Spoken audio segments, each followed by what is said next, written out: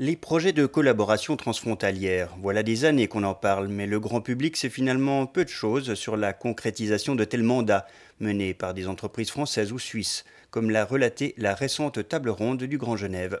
Sans le soutien d'entités publiques, fêtières ou académiques, rien ne pourrait voir le jour. L'État de Genève en est l'une des chevilles ouvrières, au travers notamment des programmes Interreg. Alors essentiellement, on accompagne les porteurs de projets genevois qui souhaitent développer un projet avec des partenaires français. On les conseille sur la forme que le projet doit prendre pour respecter un certain nombre de critères, que ce soit des fonds Interreg ou des fonds d'autres organismes.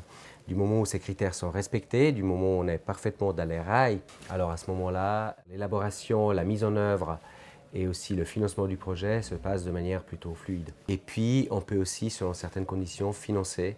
On a un budget à disposition, cofinancer les projets en question. Dans ce partenariat, le rôle de l'Office de promotion des industries et technologies est aussi déterminant que multiple, à en croire Sébastien Kika. Premièrement, c'est de soutenir l'innovation dans nos PME. Dans le cadre d'un projet Interreg, on est là pour trouver les bonnes personnes, les acteurs pertinents à mettre ensemble. Ça, c'est une première chose pour construire le consortium sur le projet. Et on va aussi avoir un rôle d'interface avec les autres écoles. Certains projets, mais pas tous, ont besoin de compétences académiques et on est aussi là pour les identifier. Et on peut aussi, ça dépend de la nature des projets, agir comme chef de file, c'est-à-dire simplement décharger tout l'aspect comptable qui est assez lourd sur ce type de projet pour des startups ou des PME.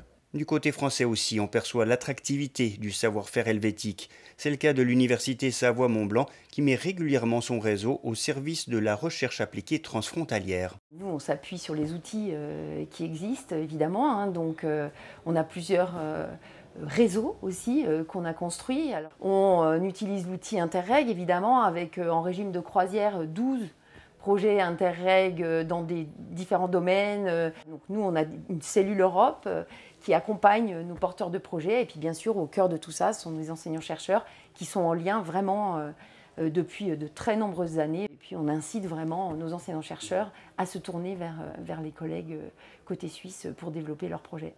Financé par des fonds publics du PageX, Terinov agit comme entité de promotion dans le domaine de l'aménagement et de l'énergie. Cette forme d'actionnariat très particulière fait que nous ne pouvons intervenir que pour le compte des collectivités et nous intervenons principalement pour le compte de PageX Agglomération avec cette volonté de rééquilibrer l'emploi et le logement de part et d'autre de la frontière pour pouvoir assurer un développement économique qui soit harmonieux et de haut niveau. Les projets sur lesquels nous travaillons, c'est d'abord un projet de tramway transfrontalier pour le tramway, sa section entre le P47 et Ferney-Voltaire.